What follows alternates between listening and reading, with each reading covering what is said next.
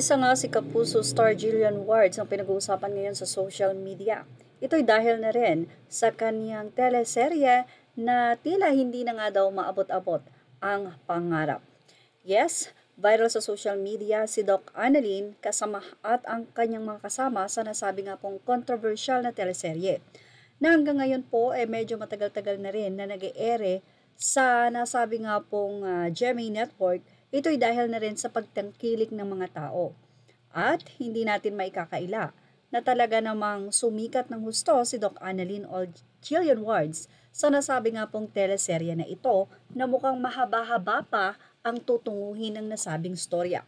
Anyway, kamakailan lamang ay nagpaunlak si Jillian Wards ng interview kay Boy Abunda sa Fast Talk, kung saan maraming ang naibahagi ang nasabing aktres.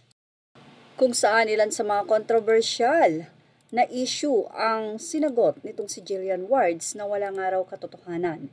Ilan dyan ay ang pagkakaroon ng mga luxury cars ng nasabing aktres sa edad na batang-bata pero ilang mga luxury cars na nga ang nabili nito.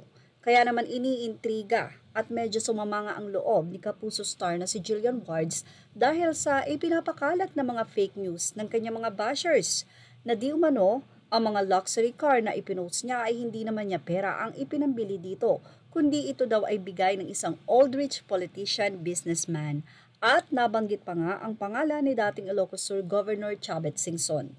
Bakit ba kapag may mga ganitong issue si Chavit Singson kaagad ang sumasabit? At maging yung mga magarbong dibo nga niya o yung natapos na magarbong dibo nitong si Jillian na idinao sa isang 5-star hotel ay pinagdududahan pa rin na hindi nga raw si Jillian ang gumastos. Well, may naging paliwanag naman dito ang Kapuso at actress na si Doc Annalyn sa Fast Talk with Boy Abunda. Yung tungkol sa luxury car, aniya, ito ay galing sa inipon niyang pera mula sa kanyang pag-aartista. 15 taon naman na kasi sa showbiz itong si Jillian, kaya naman nang siya ay nagsimula bilang child star, may mga naipon at talaga namang kumikita na siya.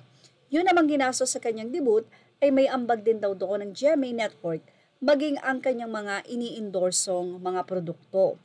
Hindi lang galing sa sariling bulsa ito ni Jillian at hindi daw ito galing sa politiko.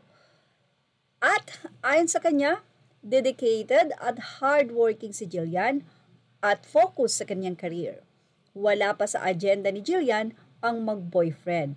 Kaya naman ang mga sinasabi na ito ay galing sa mga politician or sa politician ay walang katotohanan at ito nga ay nilinaw ni Jillian na ang kanyang mga pundar ay pawang sa mga kinikita niya sa GMA.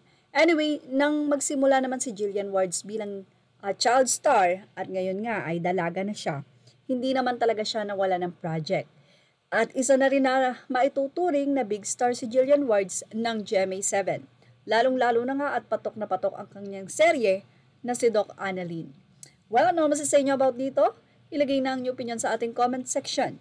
Images are all credit to the rightful owners. Thank you for watching Showbiz Now.